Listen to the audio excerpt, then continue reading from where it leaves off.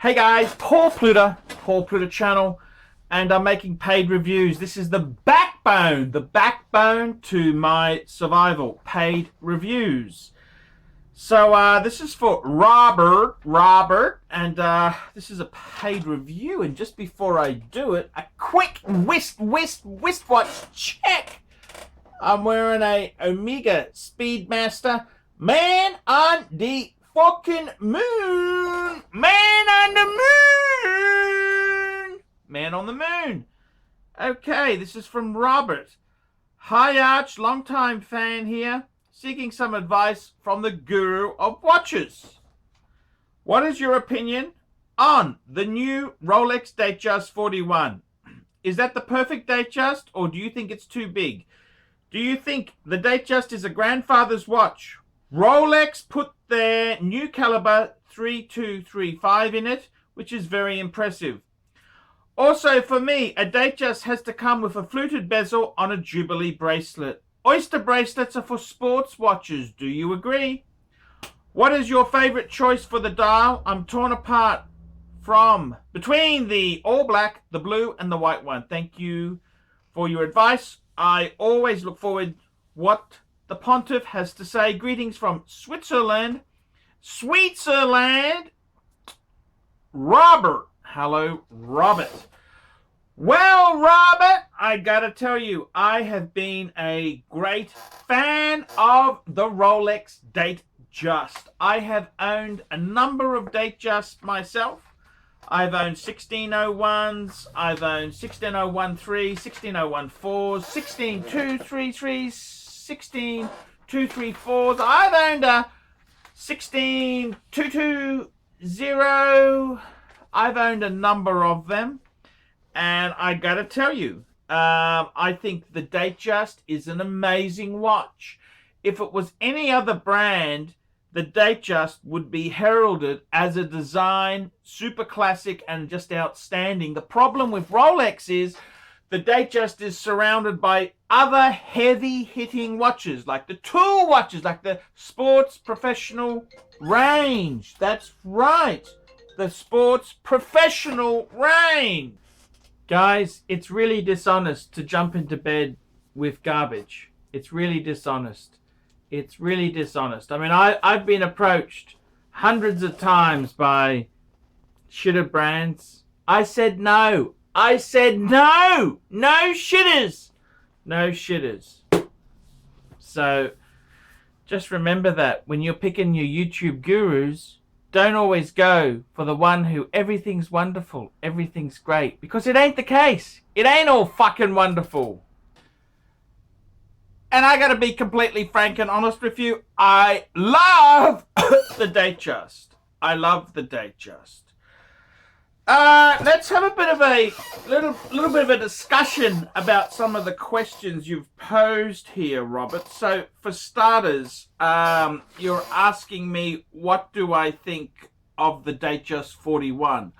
I got to be honest with you. I think that's my most favorite Rolex Datejust.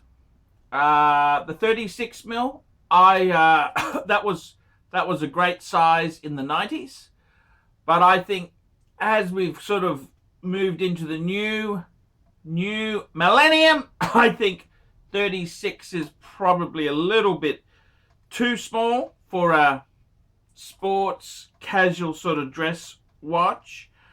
I think the Datejust, they had Datejust 2, which was a very avant-garde sort of design, very bulky, and I think they realized Datejust 2 was a wee bit egocentric, so they brought out Datejust 41, which I think is absolutely perfect. I like the bigger size. I think I think it's spot on the money. I think the funny thing is it's not just the size that's important, because Datejust 2 was a 41 mil piece, and they've kind of changed the profile of the side of the case, which is, it gives it a slightly smaller feel. And this is it's an interesting way of doing things. And if you have a look at, say, the classic Omega Speedmaster, this was a 1950s piece, which was 42 mil, which is pretty massive for the time. But the way they slimmed it down with these fins, the lugs, they were specially done. You wouldn't say it was a 42, it's more like a 40. So I'm going to be honest with you, the Datejust 41 I think is perfect. Is you're saying, is that the perfect Datejust, or do you think it's too big? No, I think 41 hits it right on the head. I think it's not too big, not too small. It's just about right. You asked me, you say, do I think the Datejust is a grandfather's watch? My father, who is a grandfather, he actually does have a steel Datejust. He's got a 16234, 36 mil. Do you think the Datejust is a grandfather's watch? I think the Datejust has always been a popular model with businessmen, business leaders. It's an all-rounder. Do I think it's a... Well, I mean, there are cool people who are older. Yes, I do grant that. It does have... But it's more of a symbol of success. I mean, my father also has a Mercedes-Benz. So, I mean, when we get older, we tend to buy big cars, big new cars, and fancy wristwatches. So, I don't see that as being a negative. I think maybe the two-tone could be construed that way. I think maybe the two-tone Datejust, it's in Singapore, what do they call it? An uncle's watch. It's an uncle's, which is kind of a... it's a way they refer to middle-aged to older people. No, but I don't think the Datejust necessarily is age-defying. I don't think it really gives you an age limit there. So I think the Datejust can be really sporty. It can be really young and modern. It just depends where you're shooting from. So no, I definitely don't think it is. And I definitely don't think the 41 mil Datejust fits that genre at all. You say Rolex put their new caliber 3235 in it, which is impressive. Yeah, a lot of the Datejust movements have been very, very impressive. They've used a lot of legendary movements. Rolex continues to use legendary movements. I think, yep, that's a given. That's a given with Rolex. For me, a Datejust has to have a fluted bezel and on a Jubilee bracelet. Now, I got to be completely honest with you. I get what you're saying. I think if you're going for a steel one, my choice would be the white gold bezel. I don't like the engine turn bezel with a steel bezel. I think it's doesn't have that softness that the white gold bezel just makes it pop. I gotta tell you the truth there. I really do like an oyster bracelet on a Datejust. I think it's I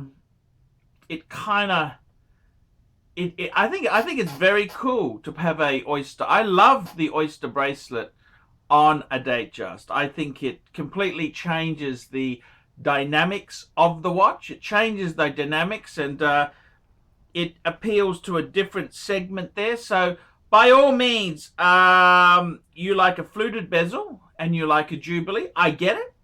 But I think the Datejust is bigger than that. I think you can have... I love smooth bezels. I love the oyster bracelet. So I think this is the beautiful thing about the Datejust. It can carry either type of bracelet there.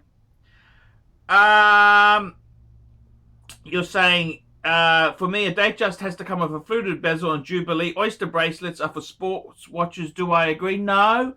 I think the Datejust itself is beautiful on an oyster. I love the oyster bracelet. I really do love it. I think it really does suit it. I think this is how adaptable the Datejust is. Your next thing is here. What is your favorite choice for the dial? I'm torn between the all blue, the black, and the white one. Thank you for your advice.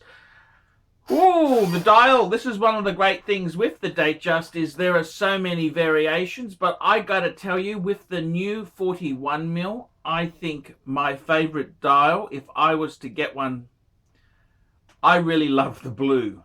I think the blue is super cool. I really do love the blue that they use. I think it's a cool watch. I also love a white dial. I think a Datejust looks stunning with a white dial on it. So nothing wrong with the black. I think the black is it's a great dial choice, but I really keep the black for your Submariners, your GMTs, and I really think go either blue or white. That'd be my preference. If I was to pick one for myself, what would I probably pick? I'd probably pick a steel with white gold bezel. I would go for a blue dial, and I'd go for oyster bracelet. That's my pick. That would be my pick. But that's not to say that's the only pick. You've got to pick the one that sings to you. But the Datejust 41, I think it is absolutely a fantastic watch. The only problem with the Datejust 41 is because they kind of had 36mm, they went to Datejust 2, and then they went to Datejust 41. There's not a lot of 41s. It's only a fairly new model, so you're paying a massive premium for it. Hasn't really, and Rolex is, they've had supply issues with the sports. The blue dial Datejust, apparently you're paying a premium to get that on the secondary market, so they are certainly bouncing back there with a vengeance. But I would certainly say the Rolex Datejust 41, it's a beautiful, beautiful watch. And I think also, if you actually have one in your hands, I could easily change my mind and say, I'll get a black one or get a Jubilee. I think it's so versatile. This is what makes the Datejust such a killer watch. There you go, guys. I'm Paul Pluta. This is the Paul Pluta channel. This is a paid review on the Datejust 41 for Robert. Tell me what you guys think. And don't forget, guys, paid reviews. This is what is the lifeblood for the Archie Luxury channel. So please, guys, think about getting a paid review for yourself. Until next time, fuckaroonies! Until next time, see you later. I'm only signing it because it costs nothing.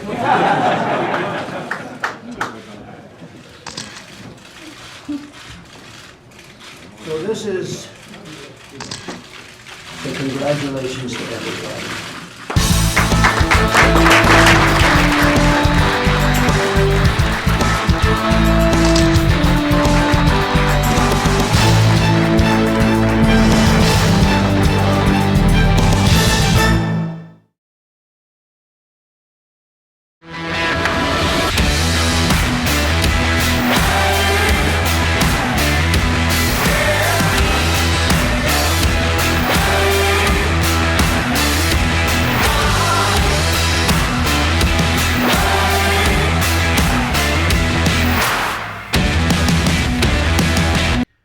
Oh, and don't forget, fuckaroonies, like, subscribe, and tell your fuckhead friends.